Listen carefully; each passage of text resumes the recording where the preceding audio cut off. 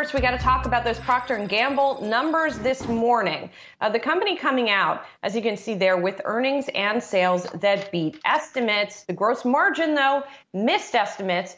And the company came in and said expenses are going to be higher than it expected this year. Brian Sozzi, you've really been laser focused on these numbers, as well as on this question of costs going up. And we definitely got some more insight through this report.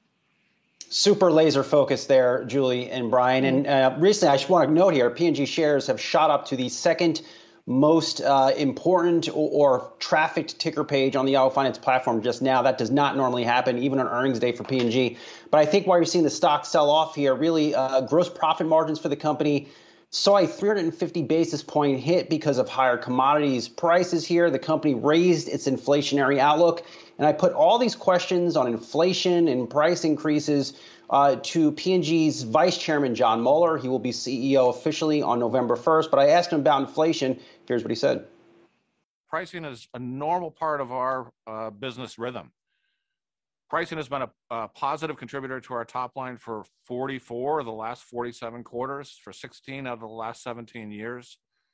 Having said that, the price increases that we've put into the market just recently have only been reflected on shelf for about a month, so it's a little bit early to tell. But I feel good based on the strength of the consumer, the strength of our offerings, and their superiority within their categories. We have products available at different price points for consumers with different needs, and a very, very strong innovation program supporting all of that. I dive deeper into the quarter from P&G with the piece now on the Yahoo Finance platform. Mueller telling me that he's seeing a, quote, significant inflationary cycle, which raises the question, I think, will P&G take even more price increases over the past 12 months? They've taken a series of them across their business. Some new price increases just went into effect this month. But by and large here, I know the market doesn't like this quarter, but still sales up in every business segment for P&G, and volumes were up in all business segments except the beauty business, despite those price increases. So by and large, it looks like, as we approach these consumer goods earnings reports, you want to see how the consumer is handling these price increases. Just looking through the lens of P&G seems to be so far so good. Yeah, and Saz, it looks like it's going to be a red morning for Procter and Gamble. Shares pre-market down over 2%. But what caught my eye in the earnings release was really the guidance aspect, where they said they expect an additional $200 million of after-tax costs from higher freight cost. And I guess that kind of folds into the broader story on inflation for this company. You were talking about the materials side of things, but obviously just the transportation logistics, as we know from even the port closures and everything else that the White House has been watching, remains an issue for these types of companies who really have tried to avoid price increases for as long as they can. So I guess in your conversation with the vice chairman there, was there any other kind of detail that, we heard in that clip that we just played that he's trying to maybe, punt until the next quarter to actually see the impact of any price raises that they implemented during the quarter. But anything else that tells you really how substantial, how persistent, how not transitory maybe some of these pressures are based off of that conversation, Saz? It's definitely not transitory, Brian, and I'm not sure a Federal Reserve rate hike will impact Procter & Gamble in terms of the inflation it's seeing. But look, you could just look right in their outlook. They came out on the earnings release today, said they see a $2.1 billion hit to their results for their current fiscal year because of higher commodities prices, or just higher inflation is another way to say it.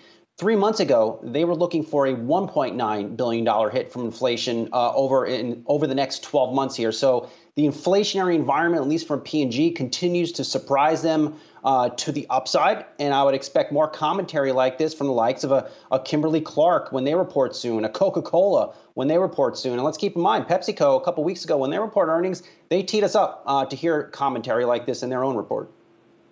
Yeah, definitely. Let's talk Johnson&Johnson now. That company coming out with third quarter numbers that beat estimates, and they also raised their profit forecast for the full year. So now they're looking for $9.77 to $9.82 in earnings per share, ahead of their previous forecast. You can see their sales coming in a little light of estimates, earnings per share beating estimates. And if you look at their various units here, drug sales up 14%, medical devices up 8%, consumer health up more than 5%, and the COVID vaccine, $500 million is what came into the company during the quarter. That was below estimates, But the CFO of the company, Joe Wolk, who we're going to be speaking to later in the program, basically says, he doesn't think necessarily the stock should trade on vaccine news because he says it's essentially a break-even item for the company because they do provide a lot of it at cost when they're giving the vaccine out there. Brian Sozzi, what stands out to you in these J&J numbers? Stood out to me is really, I think this quarter from J&J validates the very strong report we heard last week from a Walgreens and what we might hear from a CVS very soon when they report, looking right at consumer health, the consumer health business for J&J. I know a lot of focus is always on the COVID vaccine business for them, as it should be, but still, you look at the consumer health business, sales up 5.7% on an adjusted basis in the most recent quarter, driven by Tylenol, Motrin, and Aveeno skin health and beauty products. Weakish area for P&G, but still a good business for them. Overall, you get the sense that this could be a pretty good flu season for the pharmacy space and certainly for J&J.